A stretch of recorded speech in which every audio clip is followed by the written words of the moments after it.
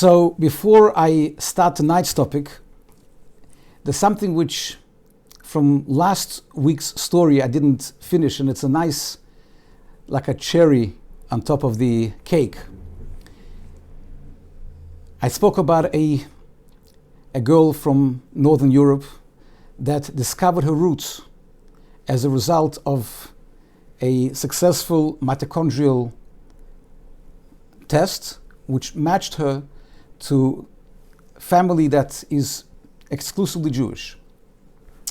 And I spoke about the fact that until that time, there was a bit of a, with exception of a system, there was a bit of a disconnect within the family.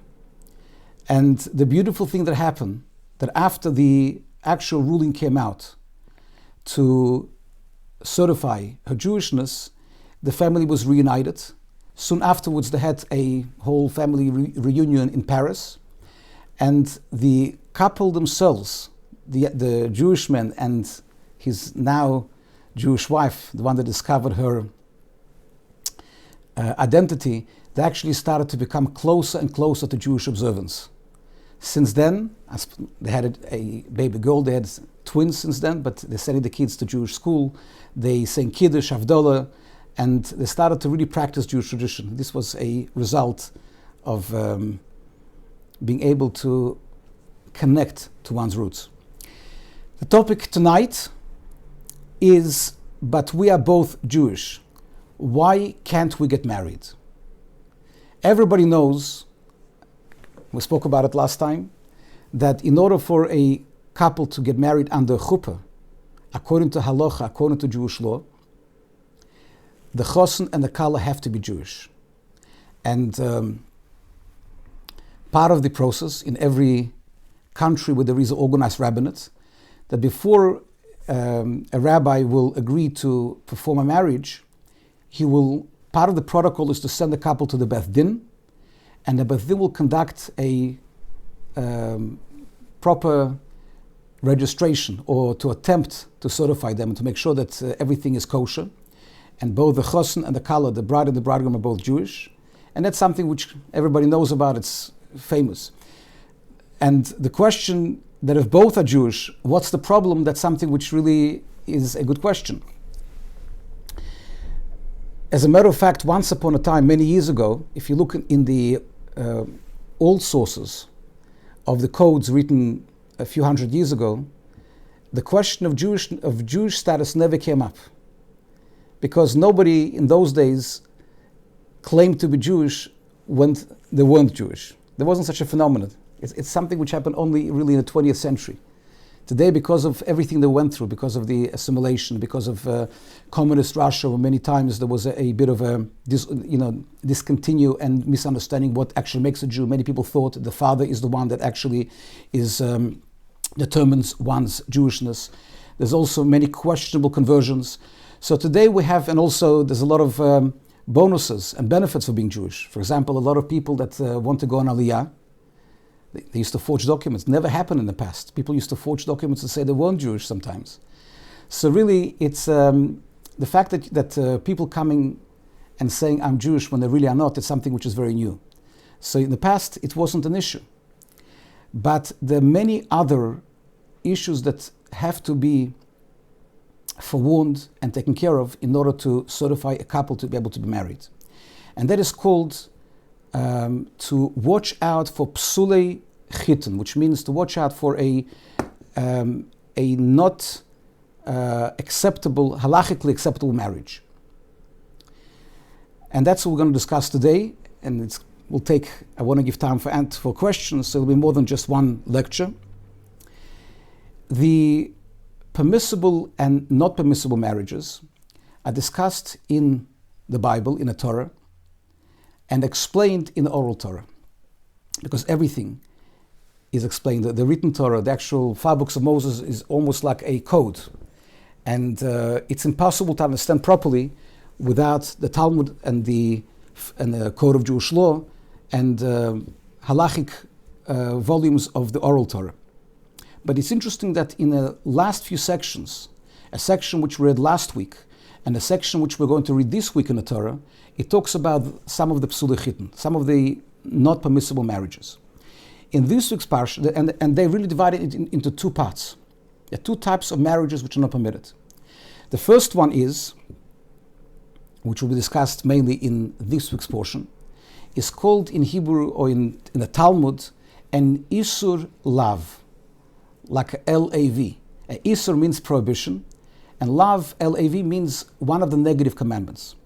We know that we have altogether, biblically, 613 commandments, called mitzvahs, 248 positive, do that and do this, eat matzah on Pesach, blow the shofar on Rosh Hashanah, give charity, respect your parents. Those are the positive commandments. And together with that, you also have negative commandments, 365. And among those, which are called Isuri Lav, Lav literally Aramaic means don't, there are certain prohibited marriages. And the famous ones, which most people know about, is the prohibition, which we'll discuss soon, of a Kohen. There are certain members of the Jewish people come from a family of Kohens, and together with the special privileges which they had in the temple and other service which only they were permissible to be able to take part in, at the same time they also have a number of prohibitions, things which they can't do. So we'll talk about it in a minute. For example, a Kohen cannot marry a divorcee. I must say that all of these prohibitions are, as we'll explain shortly, they are not logical prohibitions. They are godly prohibitions. There's no particular stigma in Jewish law in being divorced. And nevertheless, a Kohen cannot marry a divorcee. Just, he's allowed to marry a widow. And what's the difference between a widow and divorcee? But it shows you that it's purely a divine law that is rooted in godly wisdom. So that's an example of an Isur Lav. And then you have, in last week's portion, you have a whole list of prohibited relationships called arayos. It's very hard to translate the word arayos into English. Probably the best way to translate it is illicit relationships or illicit unions.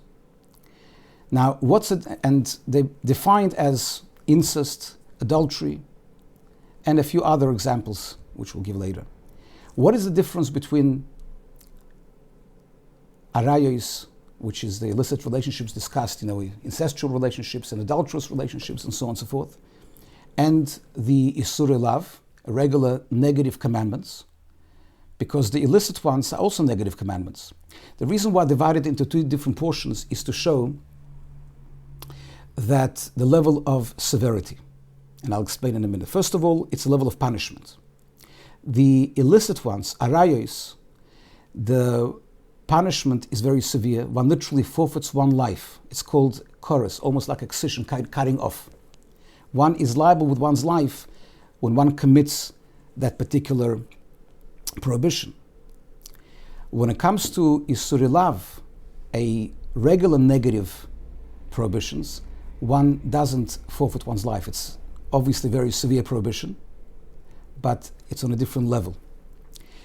Another difference is that the arayos are so severe and so out of the question that it's almost like cursed by God himself, that the marriage doesn't take place. Even if a couple will get married under chuppah, the marriage didn't click. There's a legal term for it.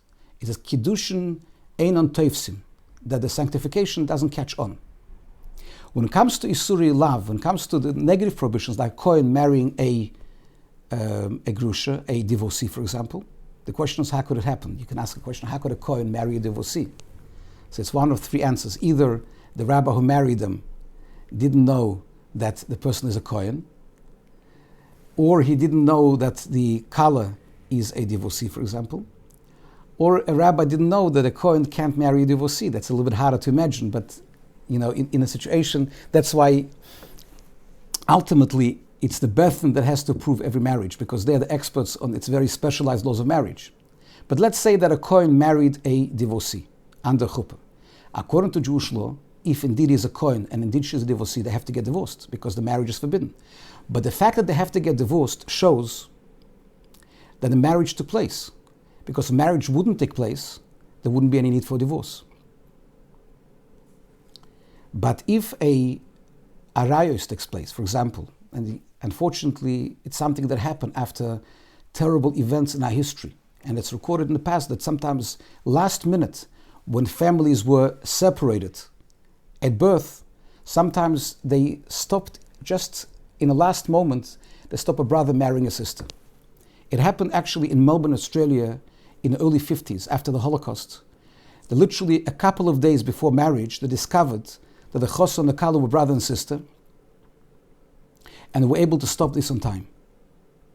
Now what would happen if they wouldn't stop it on time, and a brother and a sister would stand under chuppah, thinking that they are not related to each other, and there will be kosher witnesses, and the rabbi in the ring, and the chosn would take the ring and say to his kala, Hareat mekudesh asli, I'm sanctifying you, kedas Moshe v'Yisrael. If this would happen, they wouldn't need a divorce. If they were found out after the chuppah that their brother and their sister, there would be no need for divorce, because this union is so out of the question in the eyes of God, that the marriage didn't take place.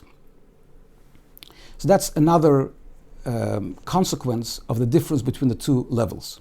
And the final one, which is very, very severe, and I must just always remind everybody, this esteemed audience, that all of these laws are not made by rabbis. It's made by Hashem himself. And therefore, whether they are sometimes seem to be a little bit severe, but ultimately, He's the one that gave us the Bible, He gave us the Torah, and He decides what's right and what's wrong. It's not our morality that decides which union is permitted. Some of the things that the Bible talks about, the Torah talks about, it's not politically correct to say today, because today the society accepts certain things, and some things don't accept. But ultimately, the Torah doesn't follow the particular trend or a particular acceptability of certain behavior that happens in every single generation. Torah remains eternal. So another consequence of a difference between Isurei Lav, these regular negative prohibitions, and Arayos, which is the illicit ones, the more severe ones, is the results on the child. There is a concept in Judaism called a mamzer. Mamzer means a illegitimate child. It's very, very different to the secular perception. In the secular perception, when they called somebody an illegitimate child, there was a very negative word which used to be used in the past. They used to call them a bastard. In the English society, they used to look down upon these people. They stigmatized somebody as a illegitimate child when he was born or she was born out of wedlock. In Judaism, it's a whole different definition. In Judaism, a definition of a mamzer is somebody who is born as a result of arayos, of these illicit relationships, either incestual, as defined by the Torah, which we'll talk about, how the Torah defines incest, or adulterous relationship, also as the Torah defines it. So what is a mamzer? A mamzer is a very, very severe result. We'll discuss it next week at greater length. We'll talk about more what solutions are there for mamzer. How can we find a solution for him or for her? But a mamzer is a child that is not disrespected or looked down upon. He could be a respected member of society, but is extremely limited who he or she can marry. They can only marry either another mamzer or somebody who wasn't born Jewish, but the child always remains a mamzer. The question that I'm asked many times, why should children suffer from the sins of the parents? If the parents committed a terrible sin, whether incest, adultery, done something very wrong, why should the child suffer? So I would like to put it differently. It's not that the child is being punished. It's that it's a direct result. We know that anybody that understands a bit of genetics knows that sometimes we carry certain genes in ourselves. We spoke about genes last week, but genes is something which affects our health. And there are two kinds of genes. There's a recessive gene and there is a dominant gene. A recessive gene means that somebody could carry a gene, for example, for Tay-Sachs. A lot of Ashkenazi Jews carry those diseases. Or cystic fibrosis. But if it's only recessive, it will never ever affect the kids, unless the other partner also carries the same recessive gene. And then when both carry the same gene, then a significant number of children will be born with severe illnesses. And the same thing applies if one partner carries the dominant gene, that even if the other one doesn't carry it, children will be born with very, very severe defects. Now, if somebody will ask a question, and that's why, by the way, there's certain organizations which were created. There's a very famous organization in the Jewish, in our society, called Der Yeshorim. And in religious circles, before a couple will even meet on a date, they will check for compatibility. Because nothing is more traumatic than to go out and to fall in love and to be able to decide to get married, and then you find out that your children will be very much affected. So we have this organization called Der Yeshorim. Before the couple even goes out, they check each other for only for recessive genes, by the way. They don't check for dominant genes. They don't want to stop anybody from getting married. That's already playing God. But that you can do after you get married. But before you get married, they only test for match or mismatch. They don't tell you exactly what you have. They only want to tell you, don't go out with this person because it's going to be very traumatic. Now, if somebody finds out later on that they have a sort of the same recessive gene, then the only, and they're already married, for example, the only solution for that would be is to be able to have children through IVF with PGD, to be able to check each embryo, and to discard the unhealthy embryos, and to be able only to implant healthy embryos. So people ask a question, if somebody didn't do that, and they got married, and they both had negative, not healthy recessive genes carrying a very, very debilitating disease, and the child was born sick, why is the child being punished? Why is it being punished? Because parents decided not to check themselves and to get married and so not to use the modern technology? And the answer is nobody's punished. It's a direct result of certain incompatibility. And if there is a physical incompatibility, there's also a spiritual one, even stronger. And these particular unions, which are described as arayos, they are that level of incompatibility that the child that results as a certain defect, not from a point of view of human interaction, how we relate to the person, but from point of view of his ability to marry into the mainstream Jewish nation. That's called a mamzer, and we'll talk about it in greater length, very interesting cases of mamzer and what solutions we have for them. And I must tell you that with all the severity, the rabbis are given the right and a duty to be able to find solutions within the Jewish law. There's two ways I can look at things. Whenever a problem comes up, you can either just say, okay, I'm such a nice person, I'm going to ignore a particular halachic problem. That's not doing anybody a favor, because we know that a true halachic authority will never ignore a Jewish law, but he will use his knowledge to be able to find solution within the law. And we'll discuss in some of the cases which I'll bring up, some of the possible solutions, even when it doesn't look very good at the surface. So those are the two types of prohibitions. So today we'll discuss more Isurei Lav. And next week we'll talk about the Isurei Arayos, incest, adultery, and these sort of things, and how they are classified and defined in Jewish law. So let's start with the famous one, which most people know about, a Kohen. So a Kohen, in a biblical verse, he is being told that you cannot do certain things. First of all, who is a Kohen? A Kohen are descendants. We know that Jewish people have 12 tribes. We come from Jacob had many sons, and all of us come from one of the sons of Jacob. And the tribe of Levites were singled out for certain specific functions within the Jewish structure, societal structure. And among Levites, you have two groups: the general Levites, who all came from the same family as Moses and Aaron. And then there were once Moses and Aaron came into the picture, because they were the great grandsons of Levi. And once they came into the picture, God divided, and he said all the descendants of Moses are general Levites, and descendants of Aaron are Kohanim.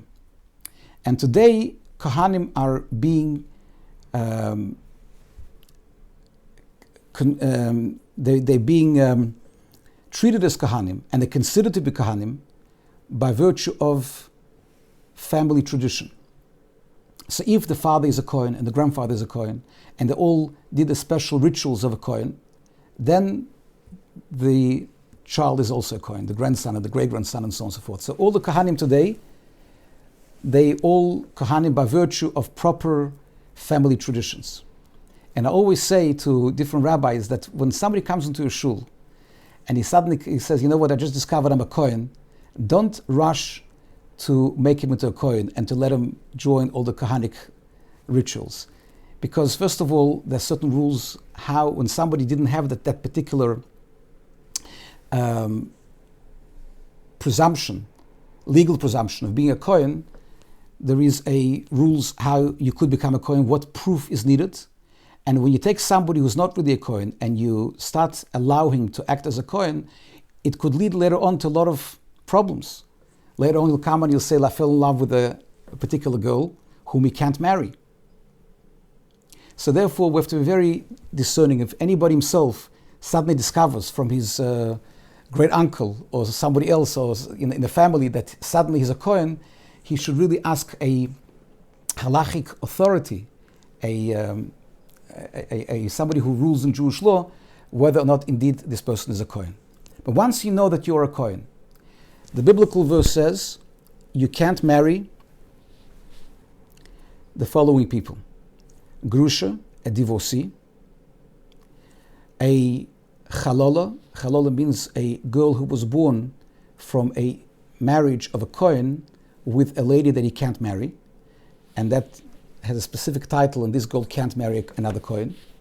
Or somebody called, and over here we really have to know that modern Hebrew and classical Hebrew are different languages. A third one, which the Bible tells you, is a zoina. A zoina or zona in Hebrew, in modern Hebrew, means a prostitute. That's not what it means in classical Hebrew in the Talmud. It has a whole different definition. A zoina in classical Hebrew means a woman. Again, it's not a judgment call because it's nothing to do with her behavior. It's a woman that had a relationship, even one-off relationship, whether consensual or not consensual, whether she did it because she wanted to do it or she was raped, when she had a relationship with somebody that she can't marry. So we see over here that it's not some kind of a judgment call who is a more upstanding member of the Jewish society. You can have, for example, a young lady who, has multiple one-night stands with Jewish men, and if you can prove they're all Jewish men whom she could marry, then this lady can marry a Kohen. She's not a divorcee, and she never had a relationship with somebody that she can't marry. But if she was a real, very, very religious woman, and she never wanted to do anything outside of the Jewish law, and she was raped by a non-Jew, because she can't marry a non-Jew, she now has that particular classification, that particular definition of a zoina, and she can't marry a Kohen. How do we check that? So you check it like this, that when it comes to a divorcee or a convert, because a Kohen also can't marry a convert. Again, we see that it's nothing to do with how we look at a particular status of a Jewish person. A righteous convert is somebody that we have a blessing for them in our prayer, and we say 3 times a day, special blessing for righteous converts. We have tremendous respect for them. And at the same time, a Kohen can't marry them. So it's nothing to do with any particular level of status within the Jewish society. It's purely the Kohen's problem. He has certain limitations, and that's it. They're not logical limitations. So a Kohen comes to get married. 2 days ago, we interview every single couple that comes to get married in Sydney and beyond. And when we have a Kohen, 2 days ago I had a Kohen that came to the Beth Din. So after I do the whole investigation, I make sure that everything else is right, I explain to them in a couple of sentences what I'm telling all of you, that a Kohen has certain limitations. And I tell him that he can't marry I make it very simple. He can't marry a divorcee. He can't marry a convert. And I know that you're not a divorcee or convert because I already know about it. I already checked them out. And the only other thing is that third one, and I explained to them what it means, that anybody had a relationship. And over here we believe them. Unless we know for a fact that it's wrong, that it's they're lying to us. For example, they're married to a non-Jewish person. Or they very publicly lived with, and the whole community knows about it. But if they tell us that they were only with Jewish men, we accept their word at face value. That's what we're allowed to accept it, because it's something that, as long as we tell them the law and they understand that this is the case, and then we allow them to get married. Now, all of these things, why is it so important for us to make sure that everything is right? We know that Jewish marriage is it's more than just a societal convention. It's more than just people doing what everybody else is doing. In our eyes, it's literally soulmates. It's a union which is sanctioned and blessed by Hashem. That's why a Jewish marriage is called Kiddushin, which means sanctification. It's more than just a social structure, it's a holy structure, it's a godly structure. It's such a powerful union that God Himself becomes part of it. And God tells us how this union could be according to His will. How can we make sure that there are two parts of the same soul? And Hashem tells us that only if it's sanctioned by the Torah, then it could be the case. Now, I'll tell you one interesting story. A Kohen cannot marry a divorcee. Any woman that was married, divorcee doesn't mean somebody, for example, who was married civilly to a Jewish man and divorced civilly. It means somebody married under chuppah and divorced with a get. Because once you marry under chuppah, you're not divorced unless you have a get. This is very important to know. You're still considered married no matter what. And I want to tell you an interesting story that happened that I know personally. A Kohen can't even marry his own divorcee. So if he divorced his wife and later they wanted to remarry, they cannot do it because she's already considered a divorcee. Usually, whenever we conduct a divorce, we always tell a couple that if they want to, they can remarry. Unless we know that it's out of the question, and we can see, from the whole dynamics that it's the last thing on the mind. But we tell them the law. The law is that if they marry each other, they can remarry. But a Kohen will warn them many times that if they actually decide to get divorced, they will never be able to remarry each other. There is a story that I know personally that happened in the late 80s, approximately 1988. The story that I know, and later on it was confirmed by a secretary of the Lubavitcher Rebbe, the late Rabbi Ulman Klein. There was a very happily married couple in Flatbush. Flatbush is a Jewish area in Brooklyn. People know Ocean Parkway. I'm sure anybody knows in New York heard about it. And they couldn't have children. They tried. They went to doctors. And at a certain point, the doctors told the woman that for physiological reasons, she cannot conceive. She can't have a child. They believe she will never have a child of her own. And the husband said, look, maybe we'll adopt. And his wife told him that I don't want to stop you from fulfilling. I know how much you want a child. I want to get divorced. And he said, look, but I love you. I want to stay married to you. And she said, look, I want to get a divorce because I don't want to live with the thought that I stop you from having your own children. He tried to resist, but ultimately she persisted, and they went to a Beis Din, and they got a Jewish divorce. A couple of weeks later, she discovered that she's pregnant. She calls him up and says, I'm pregnant. So he says, beautiful, we can now go back to Rabbi, we can have a chuppah, we can remarry. They go to the Rabbi, he says, I'm sorry, you can't remarry, you're a Kohen. He says, I know I'm a Kohen, but she's my wife, and she's pregnant. The Rabbi said, listen, it's a biblical law, and there's nothing we can do about it. As much as my heart bleeds for you, and as much as I feel for you, but we can't sanction a union that is prohibited by the Torah. Now you can imagine how he felt. He really, really felt completely broken down that after finding out that he has such a beautiful news, despite everything the doctor said, and suddenly he finds out that she is pregnant and he can't marry her. They went from rabbi to rabbi, but this is one of those laws that it's black and white. There's no room to maneuver over here. He was a Kohen from a religious family that always practiced being a Kohen, and nobody could, as much as everybody sympathized with him, but nobody could help him. He went to the greatest poskim, the greatest authorities, and nobody could help him. It came to a certain point where he was given advice, go to Lubavitcher Rebbe. Lubavitcher Rebbe now gives dollars every single Sunday. Maybe he'll find something. So he thought to himself, listen, the Rebbe is such a great man, maybe he'll find some revolutionary opinion that nobody knew about. And he stood in line on a Sunday, and his turn came up, and he came to the Rebbe, and he told the Rebbe, he said, Rebbe, I divorced my wife because we couldn't have kids. Now she's pregnant, and everybody tells me I can't marry her because I'm a Kohen. Rebbe, what should I do? And the Rebbe gave him a dollar and said, speak to your mother. He didn't understand, but there's a couple of thousand people waiting in line, so he had to move on. And it was hard for him to understand for two reasons. First of all, what kind of answer this is, speak to your mother. And the other problem was that he didn't actually speak to his mother for a long time. They had some kind of a conflict and didn't speak to each other. And he didn't even tell her the whole story about getting divorced and like he had nothing to do with her for quite a number of months. But now he thought to himself, listen, the Rebbe says to speak to her mother, maybe it's an opportunity to reconnect. And he calls his mother and he says, can I come over? And she invites him over.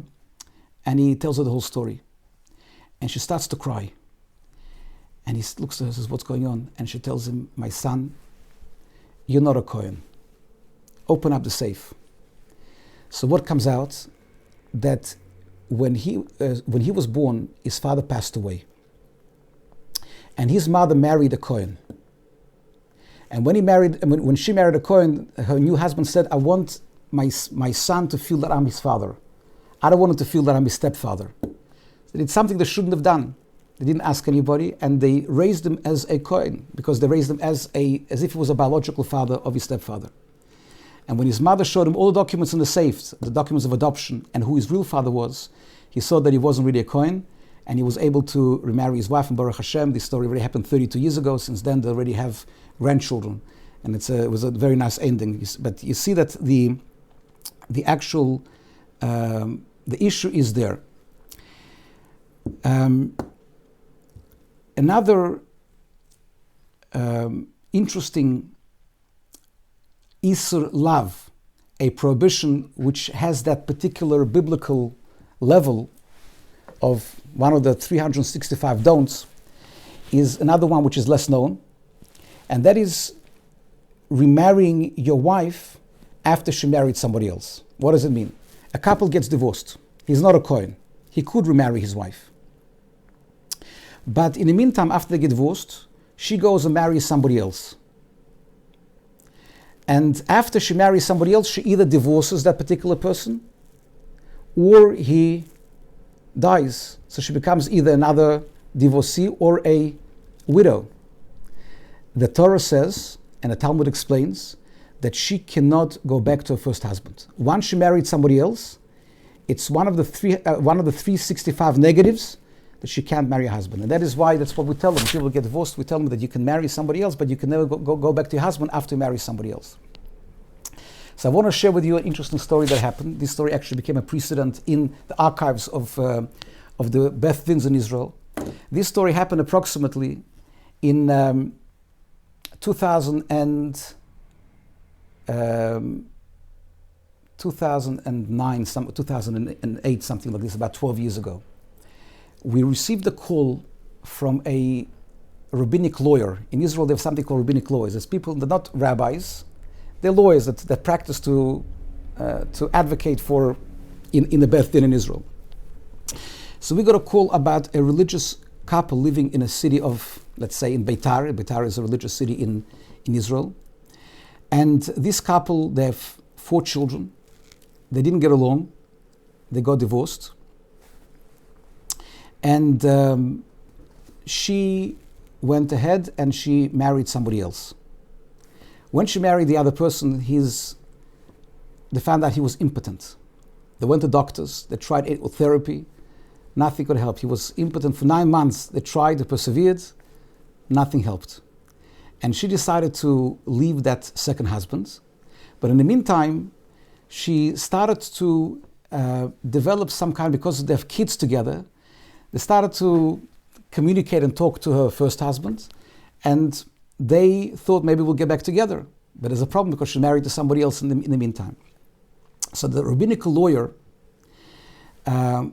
thought of an idea that maybe you could call it a mekachtos. Mekachtos means it's not a real marriage. The marriage is annulled because when she married him, she never knew that he has a particular sickness, and it's quite a severe defect. And as a result, maybe you can annul the marriage and let her go without a get and go back to her first husband. So they went to see a very big rabbi called Rabbi Eliashar. He passed away at the age of 102 some years ago, and he was one of the greatest poskim, one of the greatest halachic decisors. And he used to give very short answers. He never used to elaborate. And they asked him a very quick question: can she remarry without a get? And he said, no, she can't. So they called me up, and I thought to myself, maybe, I said, I also would agree that she can't, because one of the most severe prohibitions, which is arayos, is for married women. So always try to make sure that there is a get. But maybe we can say the get was given only as extra precaution, not because he had to give a get, and we can really annul the marriage despite the get. So I started to work on this case, and I received all the medical records. I saw that it was all bona fide, that he really went to doctors, and doctors confirmed that he for 9 months he was trying to get better. We also confirmed that she had no idea about it before they got married, and it also makes sense. I don't think she would marry him if she would know that he's impotent. And I wrote a what's called a tshuva, a thesis, a learned thesis, basically arguing that when a get is given only as a stringency, when you don't need a get, and I brought many precedents from past sources. Number one, that impotence is considered to be a very, very severe defect that could actually annul the marriage under certain conditions. Obviously, it's much more than that. It was quite a number of pages, but that was the main gist of it. And when I wrote this particular thesis, I sent it to a very great rabbi in Israel, Rav Baron, he was on the Supreme Court in Jerusalem, of Supreme Rabbinic Court, and he agreed with me. He wrote his own opinion to agree with me. Then I had a very great schus. I had a merit that Rabbi Vada Yosef, who was one of the greatest scholars of our times, that he co-signed on my thesis, and he agreed with me. And the chief rabbi of Israel also signed, and in the end she got permission. There was quite a big debate about it, but in the end she received permission. However, she last minute the husband changed his mind. Nothing to do with Jewish law. Just he decided that doesn't need to marry her again, and it remained as a legal precedent without actually being applied. So that was a very interesting. Until today, it's actually in the archives of rabbinic law in Israel. Soon after that, there was a story here in Sydney. There was a couple that had a love-hate relationship. They used to get married, they got divorced. Then they got married again, and they got divorced again. About 3 times they got married and divorced. True story. We divorced them here in the Sydney Basin. And after her 3rd divorce, she met a guy in our community from Russia, and it was love at first sight. She wants to marry him. And I tell them you have to wait for 92 days. After you get divorced, you can't get married for 92 days. They want to get married right away. I warned them. I said, listen, you have to think about it. You're both mature people. Don't make such decisions, immediately. So they were madly in love. They wouldn't listen to anything I said. And 92 days later, on the day, they got married under chuppah. As soon as they got married, the next day she wants a divorce. I don't know what happened exactly. She wants a divorce from him. Anyway, they both separated, and it's like from the movies. It's a very unusual story. And so she wants a divorce, and then she says, "I want to go back to my first husband." She wants to marry for the 4th time. So I said to him, "This time you can't, because you married somebody else." So she went ahead and she comes back and she says, you know what? Somebody must have told her about my case that I had. And she goes, he was impotent. So that's why it's a mekach tos. And this case, of course, wasn't a legitimate case because number one, I know the guy. I know his history is definitely not impotent, this particular fellow. That's number one. Number two, you don't make a decision based on one particular night. You have to have it's a whole thing. You have to be able. He has to admit it. Number one, like the other case. Number two, you have to have doctors' proof and everything else. So at the end of the day, I said to her that God wanted you to stop marrying this guy indefinitely. You will go on marrying him who knows how many times. So he made you make a very, very rash decision to marry this guy in the middle, only so you can put a stop to it and you will marry it. And that's how the whole thing ended. Baruch Hashem, they're both now remarried and everything ended up well. But it shows that you can't always use the same. In order to use a particular leniency, it has to be done with a very, very responsible way, and it has to be done in a way that nobody will challenge it, in a very thorough way. And so not every single problem has an automatic solution like that. I want to finish off with a story, and then we'll have time for questions. This story is a bit of a dramatic story that happened, and it teaches you how much you have to try to see. On one hand, you can't change the law, but at the same time, you have to be able to do everything possible to see if there is a solution. So at least you can tell yourself, we tried. This story happened approximately 4 years ago. I'll give a background. There was a religious girl in a religious settlement upstate New York. I'm giving you information to be able to, nobody should have any clue who we're talking about. This particular girl went on a business trip to Los Angeles, and she was stalked and raped in a hotel room by a non-Jewish guy who actually put something in the drink. He actually spiked a drink. She was very traumatized. He got away. She passed out, and by the time she came to it, he was gone. And she went to therapy. She went to therapy, and she was going to a religious therapist who was quite famous. And she went there for 6 months. She was going to therapy and trying to get over the trauma. And one day she comes over to him and she says, I have good news. I'm engaged to this guy. And she tells him the name of a guy. His name is, let's say, Moshe Kohen. And the therapist tells her, listen, I'm not a rabbi, but everybody knows that if you're raped by a non-Jewish person, you can't marry a Kohen. She says, I didn't know that. And she goes into another shock. It's a new drama, a new trauma. And she's very, very traumatized. She wouldn't do anything against the Jewish law. She's religious. But she asks her therapist, she spoke to her fiancé. Her fiancé was, before he asked anybody, he asked somebody a theoretical question. He asked there was a lecture, and he asked the question, if a girl was raped by a non-Jew, can she marry a Kohen? And she was told no, it's a black and white law, comes from biblical law. So she said to her therapist, what can you suggest? So he wrote a letter. You know, there's a lot of these sites, ask the rabbi, and a lot of them are not very serious. In Israel, there's one particular site which is quite a serious. I'm familiar with the people who answer questions over there, and they're very serious scholars who respond to questions. So this therapist wrote a question, and he described the following scenario. I apologize for being graphic, but we have to be able to tell the story as is. So the story was that she was working for a particular company. She went to Los Angeles for a business trip. At night, she went to a bar. She was stalked. Her drink was spiked. This guy came into a room. He raped her. That's what she says. She lost consciousness. She woke up, and she was a virgin before she was raped. And she says that there was blood all over, and she went later to a doctor, and her hymen was broken. That was the story. So the answer which they received from that site was a very compassionate answer, saying that, unfortunately, there's nothing we can do, as sad as it is, but you can't get engaged to a Kohen. So she continued to ask her therapist, what else can he offer her? So he went to a very well-known rabbi in the city, and I know this particular rabbi is quite a a well-known scholar. And this rabbi told the therapist to contact myself. He said, call Rabbi Ulman in Australia.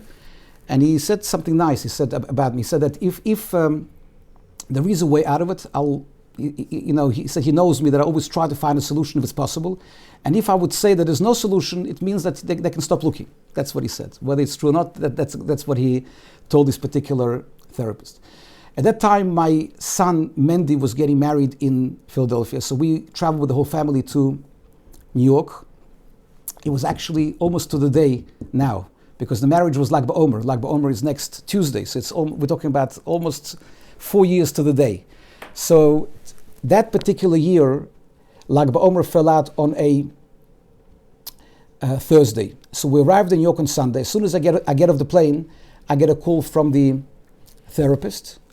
And the therapist tells me the whole story, exactly as is. He tells me the story, and he tells me that he already wrote to this particular website in Israel, and the answer which he received, and when his rabbi told him to contact me.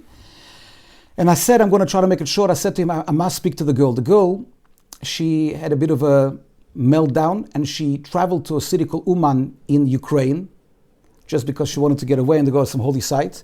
So she was in Ukraine, and he contacted her, and we had a conversation. I spoke to her. This was a Monday. By the time I spoke to her, it was on a Monday. We spoke for a long time. I asked her many different questions. Some are relevant, some are irrelevant. There's a way to ask in such a way so you get totally honest answers.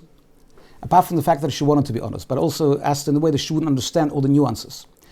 I spoke to her a second time on a Tuesday. And after I spoke to her on a Tuesday, I said to her, you know what, I'd like to speak to your doctor, the one who examined you after the rape. So she contacted the doctor, and the doctor said that she's going to call me. So on a Wednesday, we're traveling in a van from New York to Philadelphia to the wedding, and I'm with all my kids in a car, and some kids are older kids, some already quite young kids. So I get a call from this doctor, and she starts to discuss all the graphic details, and I said to her, you know what, my kids are in the car, it's a bit hard for me to talk in front of them. So how about when we're through a conversation, I'll talk to a therapist in Yiddish, and he'll be my kids don't understand Yiddish so well. So I'll talk to the therapist in Yiddish, and this way we'll have a three-way conversation. So we spoke the whole 2 hours from New York to Philadelphia. We spoke about all the details. And then I spoke to the girl one more time, and after I finished speaking to both the doctor, who examined her, I'm talking about not the therapist, I'm talking about the doctor who examined after the rape, and her for the third time, I came to a conclusion that there's no question she is 100% permitted to marry the Kohen, without any question at all. And I'll tell you in a minute how. And Thursday was the wedding, and I wanted to hold off the answer because I wanted to find out who was the rabbi who spoke from that website in Israel, so we can synchronize. I can give him my reasoning, and we don't have to have a dissenting opinion. If he'll agree with me, we'll give a joint opinion together with him. So Thursday was the wedding. Friday morning, I get a call from Israel from a rabbinic colleague who I'm very close with. We work on many cases together. And he calls me many times to discuss different cases. And after we finished talking about his case, and he wishes Mazel Tov on my son's wedding, I asked him, do you know who was the rabbi in that particular website who answered this girl who was raped in California? He says, it was me. So I said to him, if I were to give you reasons why I believe that she's permitted to marry Kohen, would you agree with me? He says, sure, I'll be more than happy. If you give me reasons, I'll agree with you. So I told him, and right away he agreed. He even called right away the therapist. He sent an email to the therapist, and he told him that he fully agrees with me. And he wrote that it shows no matter how clear a case may seem, you always have to do some more investigation and ask questions to be able to come to the real truth. The story was like this. This girl traveled with a girlfriend to Los Angeles. They each one had a separate room on 2 sides of the corridor. They went to a bar to have a drink. While they were drinking, this guy started up with them, or with her actually, and she brushed him off. So he must have spiked her drink, because afterwards she felt very, very dizzy. She felt very faint. She went to her room and she put on a nightshirt. She walked her friend to her room. She was coming back to her room. Her head was spinning. When she opened the door, she realized that she didn't lock it, and somebody was there. The guy was there. And as she said, he started to rape her. He tore her clothes. And then she as I said, lost consciousness. And when she woke up, she felt she was full of blood. And later, when she went to the doctor, her hymen was broken. So I asked her the following question. I said to her, do you remember anything at all that happened once you started to lose consciousness? She says that she has a very vivid memory of cold water being poured on her face. I asked her, and I'm making it very short, we asked a lot of questions, but I asked her a couple of questions. I mean, a couple of relevant questions which I'll mention to you. I asked her, how long did she bleed for? She said that she bled for 5 days or something, she says. And I asked her when she was expecting her cycle, her period, and she was expecting it like a week later, and she didn't bleed the next week, which happens many times when people go into a shock, the cycle comes earlier. I also spoke to what happened when she woke up, how was she dressed? She says that her shirt was ripped completely off, but underwear was on. Nobody rapes a girl and then puts her underwear back on. It doesn't happen. Also, when I spoke to the doctor told me that she didn't find any abrasions, any signs of rape. Went through all of the typical signs of rape. She assumed the girl came to her saying she was raped. So she took her word at face value. But now when I was talking to the doctor who examined her, she says, you're right, none of the signs of rape were there. There were a lot of other things, but to make it very short, what happened was we put things together. This guy, he stalked her, he wanted to rape her. He tore her shirt, she passed out. He thought that she, God forbid, that she died. He got scared that he's going to be in for homicide. So he started to pour cold water over her. She never came back to it. She had a cycle that happened to her right there and then as a result of the trauma, which happens a lot. The fact that the hymen was broken, we know that a girl who's already in her 20s, it can happen from just going to the gym and doing the regular things, but at that age. So actually, he never raped her. He just, as soon as he poured water over her and she never came back to it, he thought that she was dead or something, and he ran away. And when we put everything together, her and the doctor agreed it doesn't make sense that she was raped. So we gave her permission to marry. She was, it was quite a, she sent me a beautiful invitation, a beautiful letter, saying that her wedding she wouldn't have got married without it. I mean, unless she would have permission, she wouldn't agree to marry somebody she thought was forbidden to her. But that story shows you how, despite the fact that there are laws which we can't tamper with, ultimately we have to do everything possible to find a solution and to see if there is a solution to every particular problem. Now I will have answers to questions, and next week we'll discuss a more severe problem of a mamzer and some of the interesting cases, which also part of it will discuss what marriage is considered to be halachically binding, that can result in adultery, for example, and which marriage would not be considered technically an adultery. And now we'll have, anybody has questions? Yeah? All right, question 1. I heard in a lesson that a mamzer marrying a convert changes his status of a mamzer or similar. Is that true? No, unfortunately it's not true. It's permitted to marry. This marriage is permitted, but doesn't change his status and doesn't even change the status of his children. Unless we find a solution, which we'll talk about next week. But ultimately, that's not correct. All right, question 2. How about genetical defects in children, but where we know it was a spontaneous mutation? Should the parents be alarmed about incompatibility? I deal with the genetics very much, and it's hard. It depends on the particular nuance. It is possible that there could be almost like a fluke break in the chromosome that could result in a particular condition. Not always it's genetic. And each case has to be discussed separately. It is possible that some mutations or some defects are not genetic. Okay, next question. Is a Kohen distinguished by a surname containing Kohen varieties, or how else is a Kohen identified? Okay, it's a good question. There are certain hints a person may be a Kohen, and there are certain generic names that are almost exclusively Kohanic names, such as Kohen, Kogan, Kagan, Kaganovich, Katz. Katz means Kohen Tzedek. However, the legal tradition or legal presumption called chazak of being Kohen, like your father is a Kohen and your Zayd is a Kohen, are much stronger than a name on its own. If a person has absolutely no history of being a Kohen, we wouldn't make him a Kohen purely based on a name, for many reasons. Number one, we know many cases when people took on surnames. For example, I dealt with a case when there was somebody who was last name was Kohen, but after investigation we found out that his great-grandfather took on, when they immigrated from Lithuania to South Africa, his name was very long and his wife's name was very short, so he took on his wife's name and the name became Kohen, but actually we're not Kohens. And we also have a situation that if a Kohen marries somebody that he can't marry, then the child loses the Kohen status. So name on its own does not make you a Kohen. It's a hint, but it's not automatic. Okay, next question. What if a Kohen married a Zoina, but he did not know the Kohen that he is a Kohen, or they did not know that she was a Zoina? Is there a get? Is a get needed or not? If we find out beyond, it's complicated because once they're married, if we know for sure that is the case, I'll give you an example. Let's say that a Kohen finds out beyond a shadow of a doubt that he is a Kohen, and she is for sure Zoina. How do we know for sure? For example, she was married publicly to a non-Jew. It's not something that she could, it's not a question of her saying it.